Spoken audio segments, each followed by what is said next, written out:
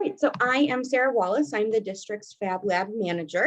So we have the mobile Fab Lab as well as the professional Fab Lab at East.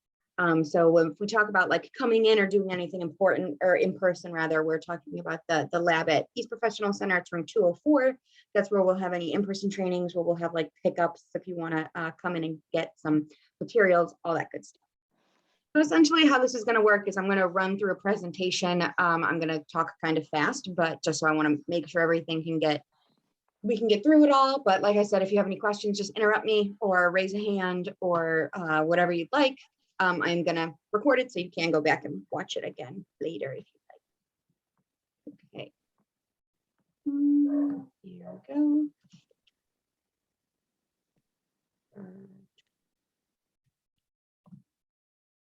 Okay, so this is our mobile trailer. For those of you who've been in it in person, great. If you haven't, we will get there. It's not going out right now. It's a little too small to have too many kids in it. It's also impossible to keep kids like from touching everything.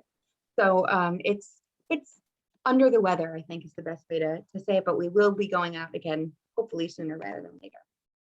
Like I said, the lab at East is sponsored by the Cleveland Cavaliers and Goodyear. So they gave the district $500,000 to create this lab and to provide lots of different materials and technologies and just as much stuff as possible for you guys.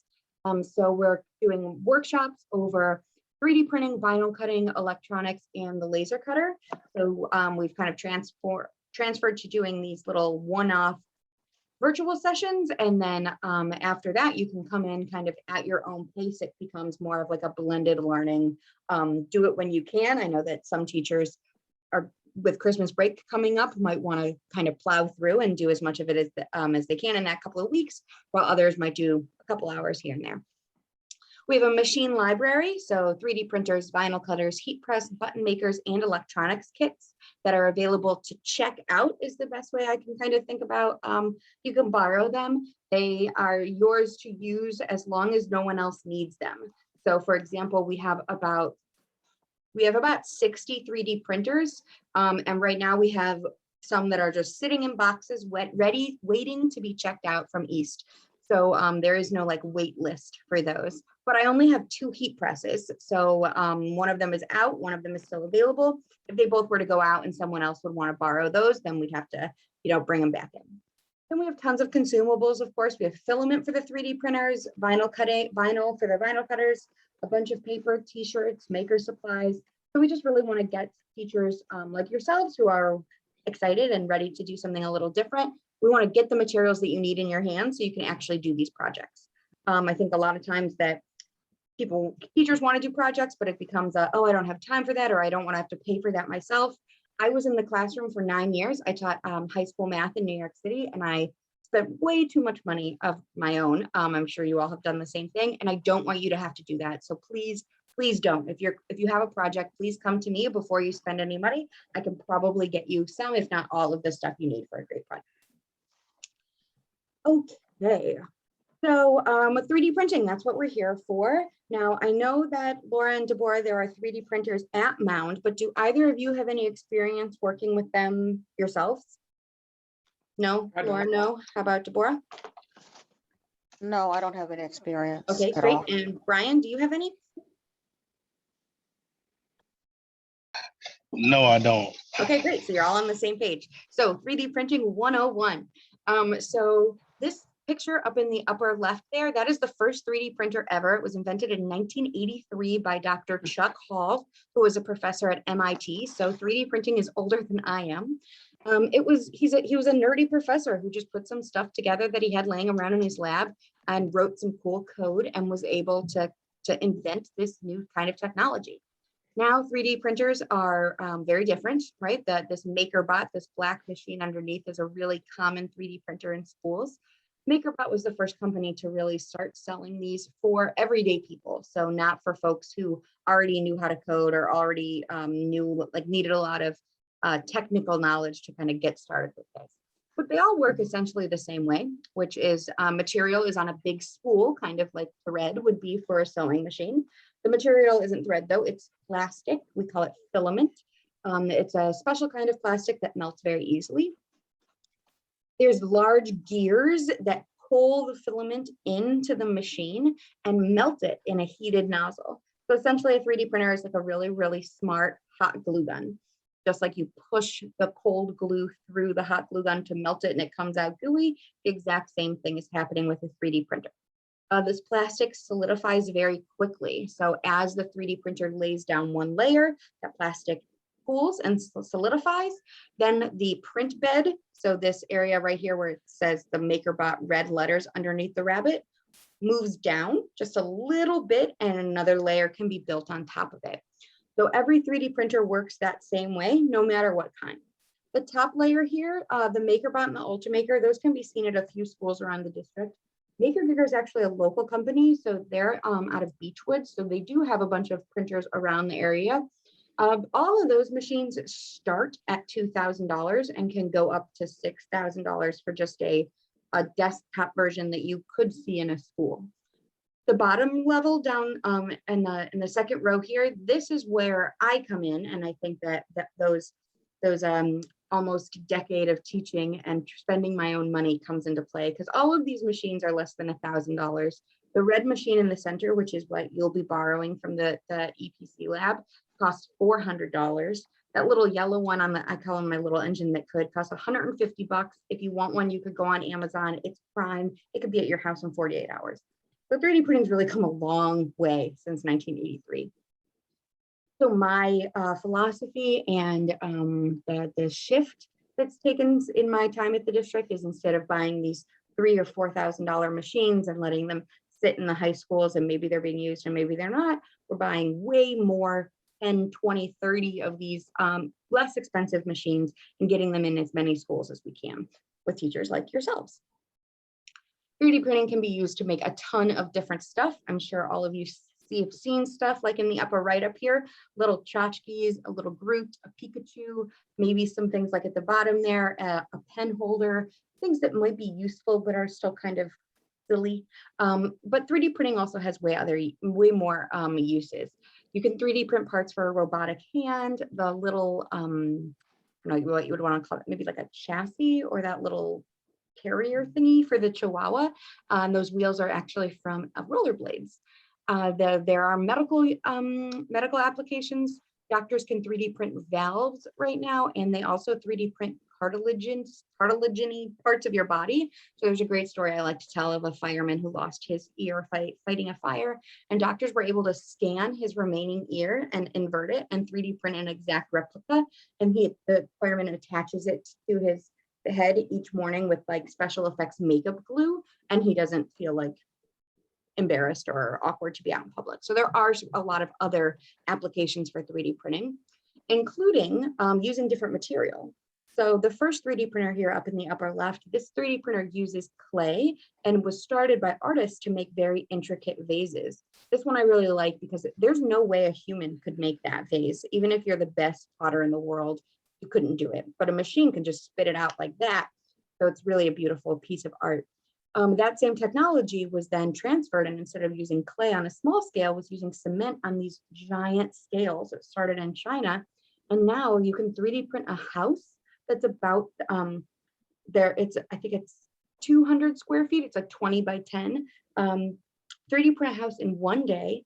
And these 3D printers are changing people's lives. There's a story in the San Francisco area where they 3D printed an entire village of these little homes and gave them to homeless veterans and changed these people's lives, gave them a place to live, gave them an address so they were able to apply for jobs, wash clothing in a community grocery store, and there was a laundromat and all. It's a really great story.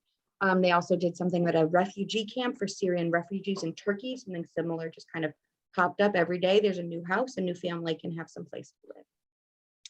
There's also 3D printers that use food, chocolate, sugar.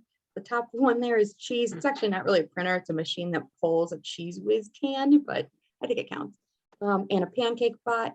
All of these are totally different machines. You can't use chocolate in the pancake machine or cheese in the sugar machine, but the kids always get a kick out of these that, you know, for $4,000, you too can have 3D printed octopus and then eat it. And, you know, it's just a little funny little thing, but it is nice to think about. Like chocolate makes sense, right? It's hard when it's cool, but then it melts. And same thing, like just sugar. What else can you think that starts off soft, but then can be hardened? The kids kind of rack their brains with it. But all of these 3D printers work essentially the same way. And it's just another tool in your education toolkit. If you think about projects with your students, we all probably built 100 dioramas when we were in elementary school. Now, maybe you have your kids build a couple of dioramas a year. It's not every single time they're building a diorama or every single time they're making a PowerPoint presentation. Same thing with 3D printing. I'm not expecting you to learn how to 3D print and then have your kids 3D print something for every single topic every day. It's just one more tool that you'll have in your belt. And when it becomes appropriate, you can grab that tool and use it. So we don't want you just 3D printing for 3D printing's sake, but actually making things that connect to your curriculum and really enrich your students' understanding of the content. Now, 3D printing can be done at different levels. This triangle is similar to Bloom's taxonomy. I was big into Bloom's when I was in the classroom. So these same levels can be applied to 3D printing. The first would just be printing someone else's design. So this lion here is very cool, but I didn't make this. I didn't design this lion. I found it online and I just printed it out. Now it's not as simple as just pressing print like it might be to just print a picture of a lion on a piece of paper, but you would need to download the file. You'd need to use a slicer software to prepare the file for printing. You'd need to know how to use a printer and make sure it has the right material. And then you'd have to be able to maintenance that printer if something went wrong. So it's definitely more complicated than just printing, but printing someone else's design is the first level. Second would be making a simple non-academic project. So just making a keychain with your name on it, nothing fancy. Next would be doing like a medium project, something that has some more shapes. The bottom one is a flat bot. We'll talk about those later. It's the beginning for every project that all the projects I do with students. The top is called an adinkra symbol. We'll also talk about that project in a few minutes as well. Next, we'll be doing a more academically focused project. So perhaps making a model of the layers of the earth and trying to make it as mathematically accurate as possible. So doing a lot of scale factoring and proportions, and of course, knowing the layers of the earth. Those bottoms, those succulents, was an art and math project. Those were also each level of petals is proportional to the one before it. So the stronger math students were giving challenging fractions, maybe like 5/9. And while the more struggling students may be giving easier fractions like 2/3, and they had to figure out the size of each subsequent petal layer. The next one would be demonstrating knowledge or creating something to show what you know just through a print. So for example, there on the bottom, that's a model of an animal cell for Laura, right? 6th grade science. Nope, that's a plant cell. She's gonna call me out. That's a plant cell, my bad. So that plant cell, I think we've all done the whole label the parts of a plant cell, or maybe it's a worksheet or a test or something. Instead of just doing a worksheet, this could be a 3D printing task where you give the kids some directions and say, the nucleus needs to be pink and the ribosomes need to be purple and the mitochondria need to be green, or whatever. And then they would have to design something that fits those specifications to show that they know what a ribosome is or what would it look like and make it the right color.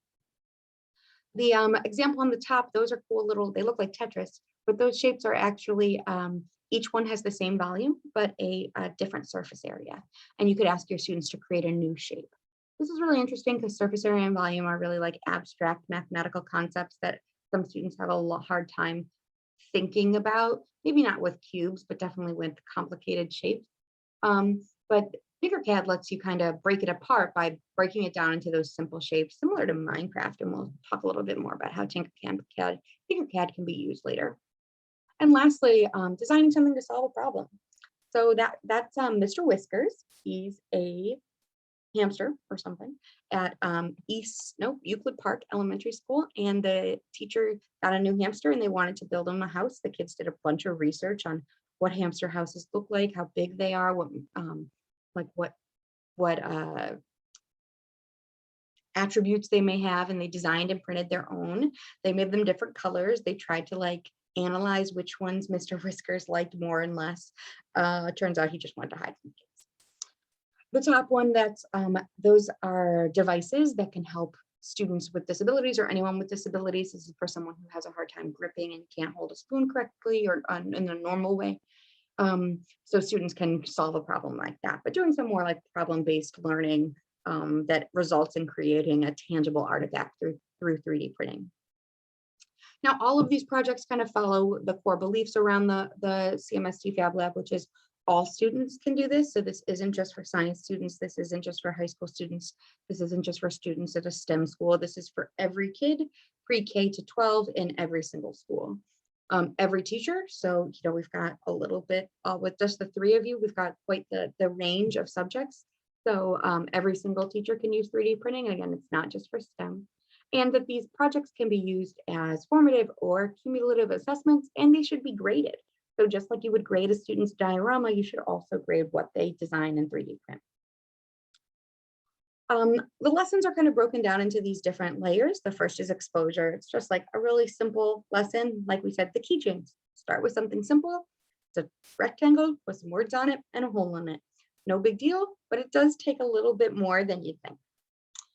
The next level is an engagement lesson. So it's going to be some more shapes, probably some grouping, a little bit more complicated. You could do something like these Egyptian cartouches, which is a great way to start because I'll start with this template. So they're given these basic shapes for the back of the cartouche, and then they just have to pull the hieroglyphs over onto the cartouche for their initials. So the students aren't actually like making the little symbol for a W hieroglyph. They're just kind of dragging and dropping to get them more familiar with the program, and they get to make something really, really cool without having to do too much of it themselves. We discussed these little flatbots earlier. This is a really great project to start with. They're little robots. They just print flat on their back. So instead of them like standing straight when they print, they're just kind of flat. This makes it easier to print. Kids have to use lots of different shapes. So they're talking about polygons. They have to make sure that they are flat and that they use, I think, 5 different shapes. And they have to make sure things are connected. If your arm isn't actually touching the body of the robot, when it prints, it's going to be separate and it'll just fall apart. We already talked about the layers of the earth lesson. This is a great example because it does have a full lesson plan. So I'm going to send you all of this afterwards, but you can click on this lesson plan and look through it and just see like what it would entail. This is an 8th grade science lesson, but you'd be able to kind of just check it out and see how I would do this in my classroom. Of course, you would make it your own. But this, while it is an 8th grade science lesson, we kind of want to think about how all of these lessons can become interdisciplinary. STEM and project-based learning kind of lends to not just living in one area. So while this is a science and geology lesson, there's so much more that can happen here. Of course, there's math. We're going to be doing a ton of scale factor to make sure that these models are mathematically accurate. You can think about the design process and making sure that the design is iterative. Students are collaborating and communicating, working in pairs. You could think about connecting this to history or social studies by looking at maps, how maps have changed over time, how maps can be biased. The Mercator projection is a great thing to talk to kids about, and how most of them don't know that Greenland is way smaller than Africa, and the maps just have been lying to us. Art, you can think about color families and different ways that we can color this model to say different things. Writing, you can write a lab report. I had one teacher, they had half their kids pretend they were flat earthers and do like a legit debate. It was great. So really letting yourself, even if you are a math teacher, to kind of go outside and say, okay, we're going to have a debate about flat earth in this class. It might take away from your normal curriculum for a day or two, but the kids are going to remember it and get more out of it in the long run. This volcanoes project, another geology project, the kids had to put holes in the earth where there was major volcanic activity. Then we filled it with baking soda and vinegar, old-fashioned experiment, and plugged the hole in the top, and it looked like all of the volcanoes were erupting at once. That was a pretty fun lesson too. Making Braille labels for different areas of your school or different things around your classroom. Obviously, there's tons of different ways that you can incorporate Braille. Chemical compounds, I'm just going to kind of speed up a little bit here. Dragons, these are cool, but this is also a Punnett square lesson. So the kids have to do some genetics to figure out, can their dragon breathe fire? Does it have wings? Does it have a spiky tail or not? All 4th graders go to normally they go to the aquarium. Part of that visit is creating a fish of their own. You could come home and you could 3D print that fish instead of just drawing a picture of it. And on the bottom here, there's also some bugs. Making bugs is also super fun, fish and bugs. And then in the bottom left here, there's a habitat. This project, the kids were given an animal at the zoo and they had to design a new habitat for it. This was supposed to be for penguins, so little igloos. But this is a really great example of this project wouldn't be printed. This is something that just lives in 3 dimension in Tinkercad on your computer. So not everything has to be printed out. It's just a great way for kids to explore spatial reasoning and show what they've learned in a different medium. Totem poles, tons of fun stuff that can be done with totem poles. We talked about the succulents already. And then the next lessons, these ones are a little deeper. So doing a bunch of artifacts where students are really immersing themselves into a culture. These castles, those guys are from Mound. Those are Mr. Pierce's class, I guess maybe 3 school years ago.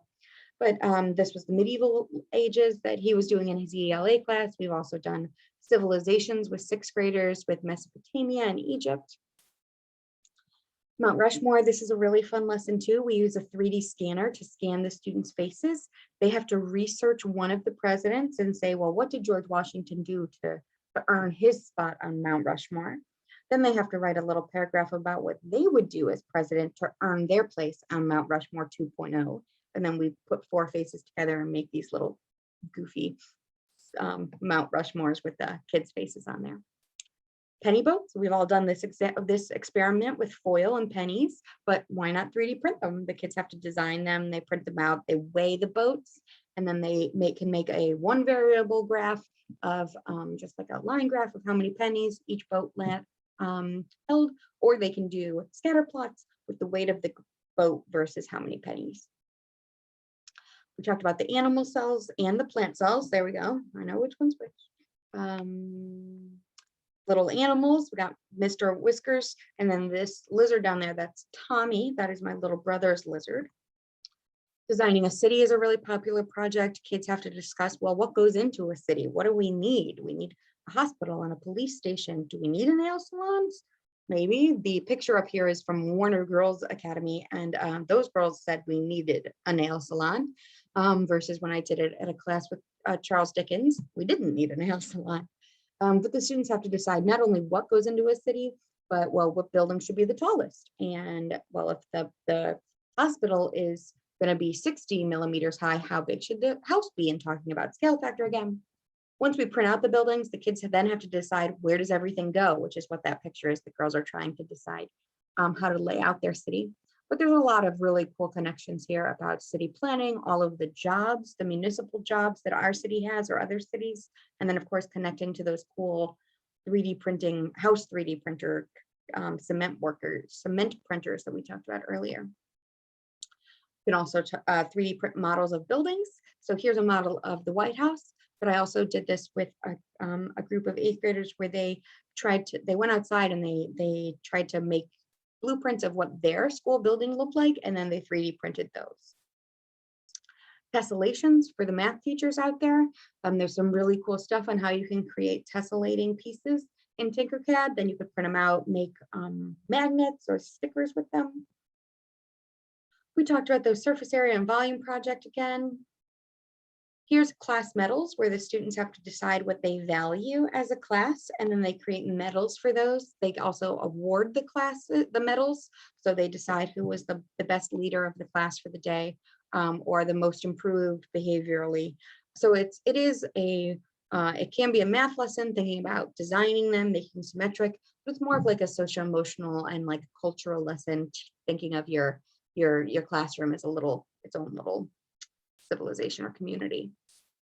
These stained glass windows are very beautiful. The kids designed the white part, and then the teacher, she used a old transparency sheet and just glued it to the back of their designs, and then the kids used markers to color them in, but it could also be used with watercolor. You could use this thinking about math again, symmetry, designing mandalas. You could have it be a history lesson connecting to how stained glass has been used, or multicultural, looking at like different designs across glass or tiling across the world. Maze design is really, really hard, but definitely a very great project. Takes a long time and they're way harder than they look.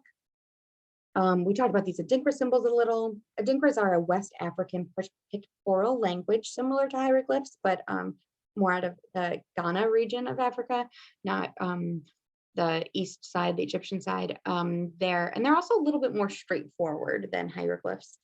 They were featured in the movie Black Panther, so kids get a kick out of that. For this lesson, kids have to do a worksheet called What Are My Core Values? They pick 3 things that mean the most to them. Then they have to incorporate those 3 symbols and kind of combine them to make one symbol for themselves. It can be printed, it can be turned into a sticker, we could engrave it onto a journal. This is one of the most popular lessons that we do with the Fab Lab. Race cars, kids get to design their own little car. We've got a ramp you can borrow. You put pennies in it in the front or in the back to kind of see how that affects how the pennies go down or how the cars go down the ramp. And then these like ongoing lessons, these ones are a little deeper. Building a house, kids do a tiny house little lesson. They have to design all the furniture that goes in the house. It's really about scale factor, right? One group didn't really think about scale factor enough. The refrigerator was taller than the house itself. All right, that's why scale is important. Designing accessories is very popular with our middle school students, as I'm sure you can imagine. It can be an art lesson, but it's actually more econ, talking about, well, like if you were to design these little clips that go on your shoes, how much would they cost? Kids have to think not only about material cost, but the machine cost and labor cost, marketing, maybe they'll make stickers for their little shoe clip company, etc. Game design, kids can make their own games and 3D print pieces. So there's tons of different, and these are just some of our projects. And of course, whatever ideas you got, we want to add more to this list. All of these are projects that can be printed, can be designed by kids. I've done every single one of those projects with kids in Cleveland. So it's not like it's just an idea. These are real projects that we can do. Actually, I don't think I've done game design, but someday I'll get some teacher to do game design with me. I'm gonna play this video, see if it works. This is just a time lapse. Yeah, so this is an Ultimaker, one of those more expensive machines, but it works the exact same way. So as you can see, the print bed here moves up to the top of the machine. This is the print head. It's moving back and forth to make those layers. As the layers build up, the print bed comes down, and then the machine can build a new layer on top of the old one. So over time, this is sped up like crazy. Printing this would probably take about 8 hours. And you can see they did it in like 20 seconds just to show you how quickly, like how it works and how it builds up on each other. There's lots of different settings in a 3D printer. So you can change like the infill, so how solid it is. You can change how fast the machine is moving. You can change the level of detail. So if you were 3D printing a robot, it could have a pretty low level of detail. If you're 3D printing someone's face, you'd want more detail there. All right, now I think I need to get out of here and then I can go to the next page. Yeah, there. So here, thinking about like which lion would print easier and how that robot was printed from the bottom going up. This lion on the left, you'd start at the bottom, you'd go up, up, up, up, up.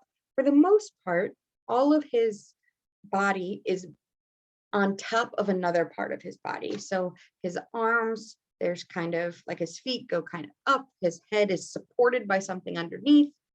But if we look at this pink lion, you can think about that machine. It would start at its feet, it would go up, it would build each of those 4 legs individually.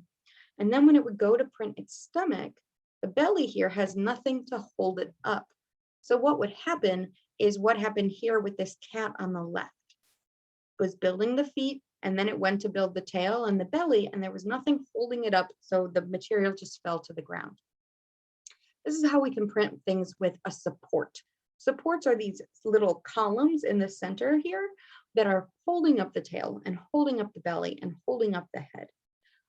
And they can be easily removed with a pair of tweezers, or a pliers, and then you can kind of file the material a little bit to make it smoother.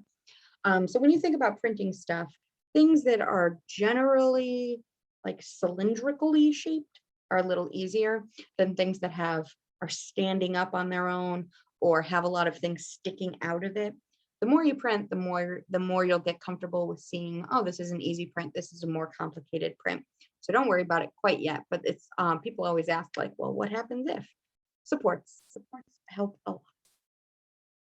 So people always ask, well, like, how does it work? You see that there's this printer printing a robot, but where did it come from? So step one is to create or find an STL. An STL is a type of file, just like a JPEG is an image file or a DOX is a Word document. STL is a three-dimensional file. We can create them on our own using a program like Tinkercad, which I'll show you in a minute, or you can find them. There's a lot of really cool websites out there where you can go on and search and find a cool lion to print or find a cool robot. And I'll share those with you later. The next step is to convert that file. This is where you need a slicer program. Each type of printer comes with its own software. That software is called a slicer. It essentially takes that three-dimensional shape and slices it into lots of little itty bitty layers. That program also talks to the 3D printer. So it allows you to send your sliced file to the printer. And then the printer will actually make the object step by step, layer by layer.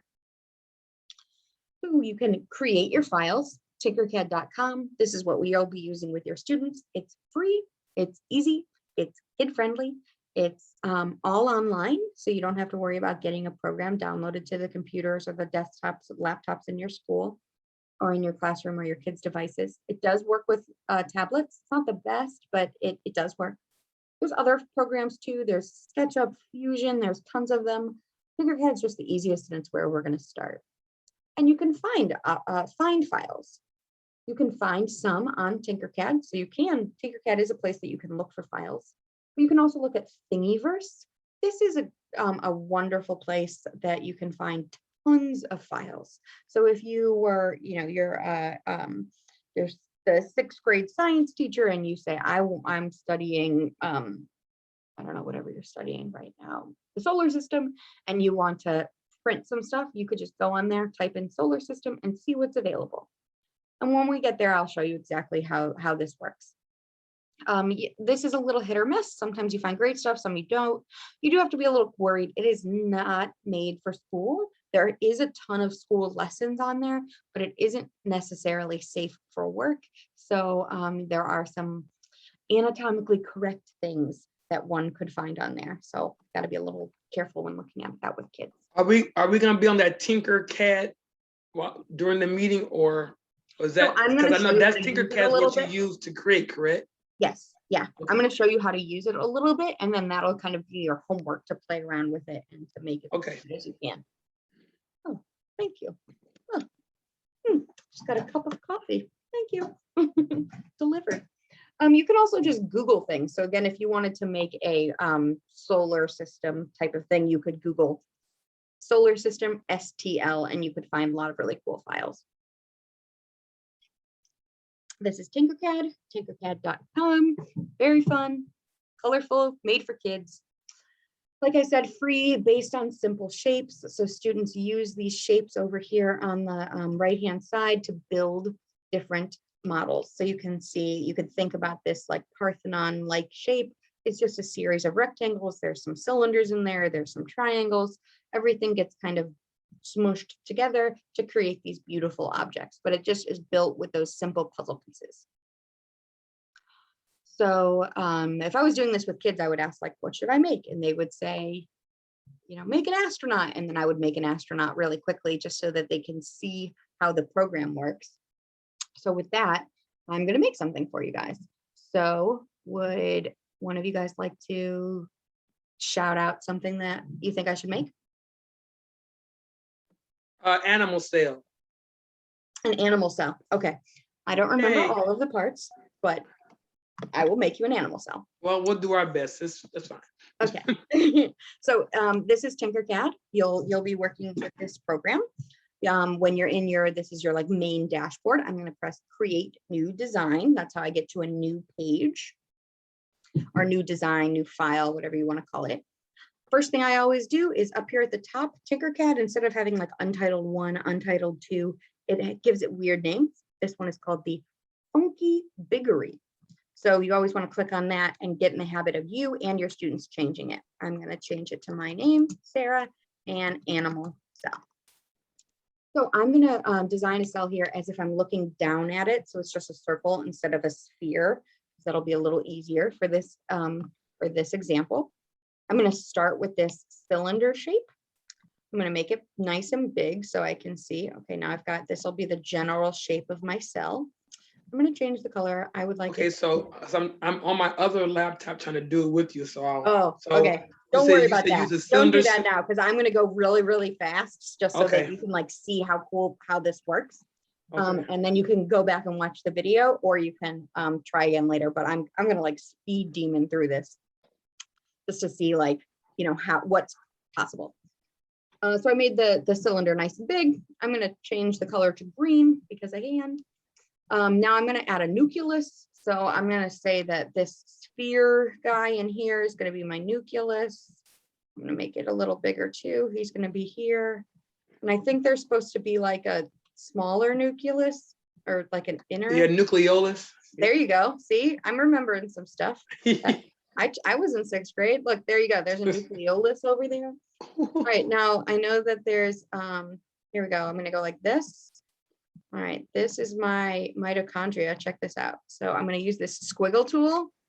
Oh my gosh, that's a squiggle. And I'm going to go, because don't mitochondria have like a squiggle on the top? Yes. Yeah, and then I'm going to go like that. Look at that. Is that not like the coolest mitochondria you ever saw? Oh my gosh. And then I'm going to group those together by pressing this button. And now it's made one shape, but I'm going to just click on it as multicolor so I can keep my mitochondria looking cool. Go over here so I can just see a little better. And then I'm going to just take this little dude, put him over here. Now, what happens when I like drag him in? See what happens? He like disappears. That's just because the mitochondria is shorter than this green base. This little black triangle on top of my shape, which turns red when I put my mouse over it. That's how you raise something up. So I'm just going to raise it up a little bit so that he'll live on top. There we go. And I'll put him over here and I want to rotate it just a smidge. Come on. Beep, beep. Maybe. I'm going to say I can rotate it. Can I actually do it? All right. I will if I press a button. Type 15 in there. There we go. All right. Next, I got some ribosomes. Yep. Are those like dots? Yes. Yeah. Okay. So those are going to be pink. And I'm just going to make these like tiny little dots. Make it small. That over here. Got to raise it up too. And then I'm going to use a cool trick of duplicate. So I want lots of those. So I'm going to click over here. This little square says duplicate. Now there's 2. Grab one. Press it again. Ooh. Grab one. There's another one. Ooh. He's over here. Duplicate that one. All right, there's my ribosomes. Now there's something that kind of looks like a Wi-Fi symbol. What are those? Isn't there like, they're like, looks kind of like a tapeworm. What am I missing? Oh gosh. Golgi apparatus. Golgi. All right. That's the wiggly one? I think that's the wiggly. Okay. I believe that's the wiggly. I gotta say, I think I'm gotta gonna get use back into it, but it's not for another quarter, but I can't wait to start it. I think I'm going to use this squiggle tool again. Very convenient for drawing strange things. And then I'm just going to press done and that'll do it. So pull this guy over here, pull it up again so that we can see it. And there we go. So you would obviously do this for all of your parts. I know I'm forgetting something that's really difficult, but you could keep going. This is also could be done for like making models of individual atoms. If you wanted to like create the how many protons and neutrons, electrons and all that stuff. But you can see like it took me 5 minutes to do that. I've been doing this for years. It'll take your kids about an hour to play around with it. You'll obviously get better at it as you go. But within just a couple minutes, I was able to like whip something together there. Okay, so that's an example of like a project that actually works with your class, with your content. I mean, the question is like, how do you use this in your classrooms? How is Tinkercad actually used? there's this wonderful link on Tinkercad. So if I go back here, you've already hopefully all made accounts. If you haven't, it's easy, it's free. You just log in, you make an account. Underneath this Teach tab way up at the top here, there are some lesson plans in here, so you can explore different lessons that are linked to standards that you can look at. There's some information about managing your classrooms, and then like how you can do some like interesting shortcuts, how you can connect with your parents. But this whole like how to learn more about Tinkercad classrooms, this is the link that I'm talking about. It's the official guide. It answers everything you could possibly want. How to access it, how do you create a class, how do you make a class code? Essentially what you're going to have to do is you're going to go to classes, you're going to create a class. Your class could be class 7A and 7B. It could be, you know, you could call them the rockets and the astronauts, whatever you want. And then you will get a class code, which will be this like ridiculously annoying 16-digit character jumble of letters and stuff. Your kids are going to use that to log in, and a nickname. So your kids are going to log in and they're going to say join a class when they go log in. They're going to put in their nickname and your code. So if your kid's name is Amy Zebo, you could make her code Amy Z56 or Jonathan T12. You could use their birthday as maybe that's May 6th. You could use their address. It just has to be some kind of a nickname. They type in their nickname, they type in that annoying code, and boom, they're in. That means that these kids are creating an account that is just linked to your account. They can't see each other's work. We had a huge problem with that before Tinkercad created these classes, that kids would go in and delete each other's work or, you know, mess with it. You also will be able to see everything they do. So you'll be able to see every time they create a new animal cell, or every time they decide to design their own anatomically correct models of things, or make other inappropriate stuff.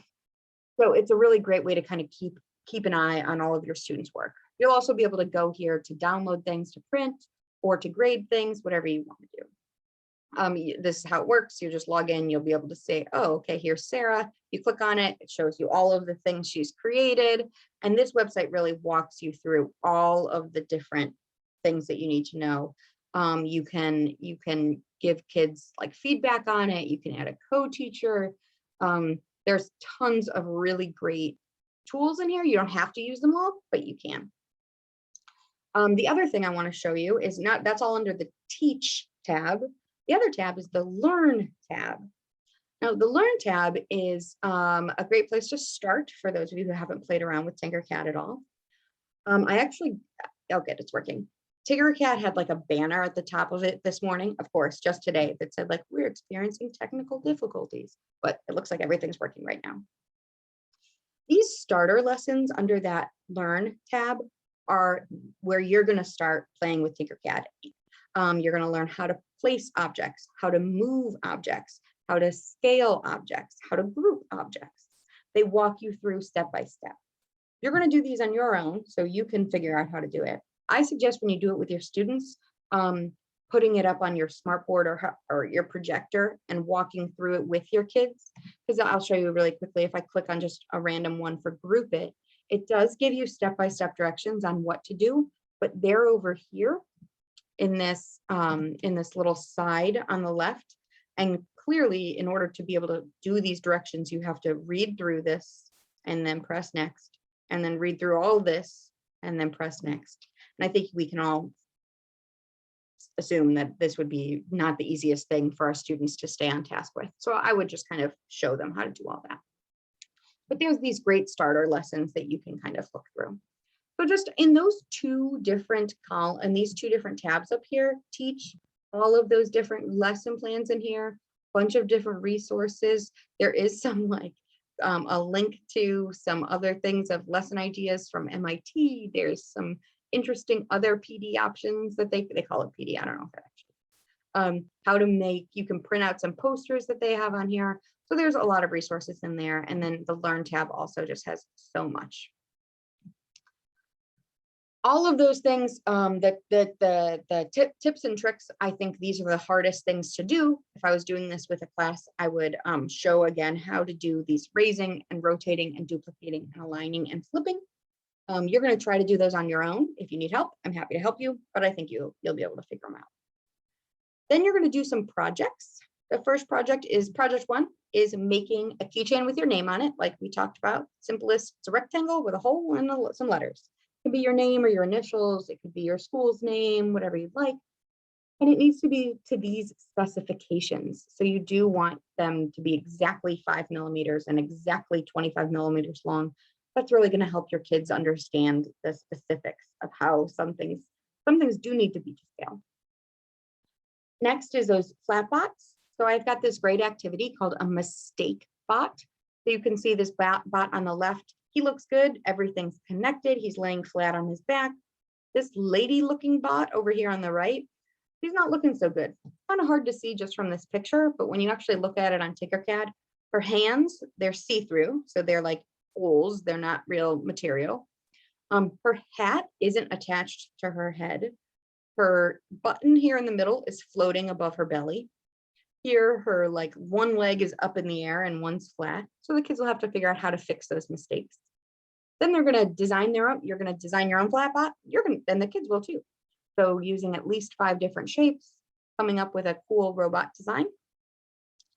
Project 3 is to create one of each of these houses, a red and a green house. They're both hollow. So that's the question. How do you make something hollow? And the red one does not have a floor, but the green one does. And then lastly, a 4th project that's going to be something connected to your content area. So Laura, our 6th grade science teacher, you can be making an animal cell or a plant cell. The art teachers, maybe you'll be making, no one's an art teacher here, but you can pick any content that you'd like, one of the projects that we went over or a different project that you're interested in. When you do it with your own students, like I said, your students are going to need to log in with that code. It's a really great idea to do those starters, do the name tag and the flat bots. There's a rubric on here if you want to see how I grade projects.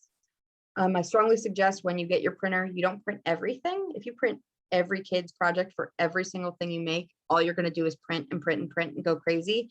I just would choose like 5 kids, print their robots. The next time, choose 5 different kids, print their keychains. Next ones get five kids who print their house, etc. Get in the habit of printing something every day, especially if you have any students with any sensory issues. The noise can be jarring. So if you just, it's a machine noise, right? It's a background noise, but if you get them used to it, then it won't be distracting. And I always use free prints as an incentive. So you can say if you do, 90% of your homework assignments this quarter, you can get a free print, which means you just pick something off the internet. You want me to print Pikachu? Sure, we'll print a Pikachu together. Other than that, just print with what kids make. So you don't just want to be making Pokemon all the time. So that's my whole spiel. Essentially, what the next steps are for you guys is there's this 3D printing homework assignment. So this is where it becomes at your own pace, and I'm here to support you as much or as little as you may need me. So I'm going to be sending all of this to you, but this is the Intro to 3D Printing homework assignments activity. So it walks you through every single thing. Right at the top, it says, if you get stuck at any point, first, Google it. There are tons of resources on YouTube. Just like how do I shrink something in Tinkercad? It'll show you in a second. If you're still stuck, reach out to me. We can schedule a short Zoom call whenever, like even if it's just 5 minutes during your prep or at the end of the day. And then you can show me your screen so I can really easily see this. Being able to Zoom and share screens is going to be a game changer. The first thing you're going to do are those starter lessons. So there's 7 starter lessons I talked about, which are going to teach you those basics. Next, you're going to make a keychain with your name on it with these specifications. Now right here, so here's the keychain. There's a picture of it. You're going to try to make it. Now let's say you get stuck. Each of these projects has a link that goes to a YouTube video that shows you exactly how to do it. So I just want to get muted. So this is a video of me talking through how to do this keychain step by step by step. So you can try to do it on your own first. And then if you're getting stuck at one point, part of it or another, you can click on this video and then you can watch it as many times. You can pause it, you can go back, whatever you need to do. But the video will, like I said, it's me doing my project. So it's not like, you know, someone else doing it, but there are videos for every single project. So you won't get stuck. Next is the Flatbot. So there's a bunch of examples here. Here's that link to that mistakes bot activity that I was talking about before. So you can look at it and you can see, you'll have to, your button won't say tinker this, it'll say copy. And then you'll be able to look at this guy and be like, oh, right. See, now you can see that her legs aren't attached and her button is floating and her head is not flat and all that stuff. And then there's a video that shows me fixing all the mistakes. So you can see how you would fix those issues. Then you're going to create one on your own and you have to resize it. You have to make it a specific size. There's a video to show you how to do that. Then we've got the house video or the house activity. Here's a video on how to make the house and another one on how to make them hollow. Finally, there's the content project. This is the only one where you're on your own, right? Because I don't know which one you're going to choose. There is the link to the presentation that we just went through that had all those project ideas. There's also a link to the giant project list. So that includes 3D printing projects, laser cutting projects, and vinyl cutting projects.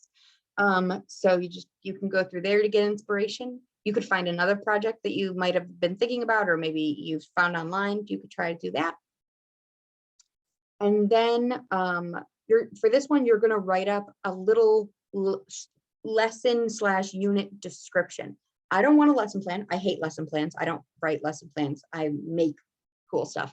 Lesson plans are my enemy. I just want to know a gist. So like if you were going to do this dragon thing, I want you to say like, we would use this in my genetics unit. We'd have the kids, I'd make a worksheet and then they would figure out what their genetics, the Punnett squares thing are. And then we would design this in Tinkercad. I'm talking like 4 sentences. The last thing that you'll need to do is to set up your classroom in Tinkercad. So you'll go in and maybe make your 7A and 7B. Now, for example, Laura and Deborah, since you guys are teaching the same students, we can talk about how that might work for you guys, because you want your kids to be able to log in under, like if they log in under Laura's code, they won't be able to see everything that they made in Deborah's class. And you want them to be able to like see their projects in whichever class.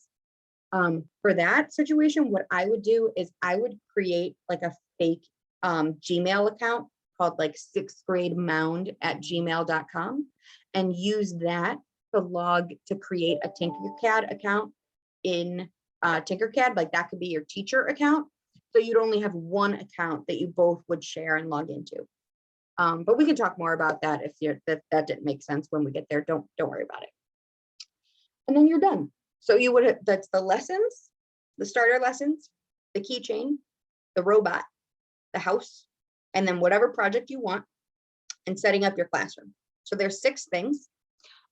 You can do this, like I said, if you're into it and you're excited and you're like biting at the bit. Laura's already on her Tinkercad and is trying to make stuff right now. I can tell. She's going for it. Great. If you get this done, I just can't get it layered. I right? have that's what I've been seeing her doing, trying to get it layered, but I just gave up. I'm listening. No, you're gonna do it. You can watch the videos. If you do get stuck, the video, even if you just watch it for one little part. Okay. Just can't get it layered yet. Okay. So when you are done with all of these things, you're just gonna send me an email and say, hey, I'm done. And we'll set up a Zoom call so you can share the stuff that you've done. So to show me that it's all, that you've got it all done, say if you've got any questions. And then we're going to schedule a time for you to come into East and do some machine training. So you'll open up a 3D printer. I'll show you how it works, how to do all that good stuff. And you'll walk out of East with a new 3D printer that you'll take to your class, take home, play with it a little, and then do some projects with your kids. So now we have until when now? So for right now, because I have more 3D printers than I have interested teachers, you'll have them indefinitely.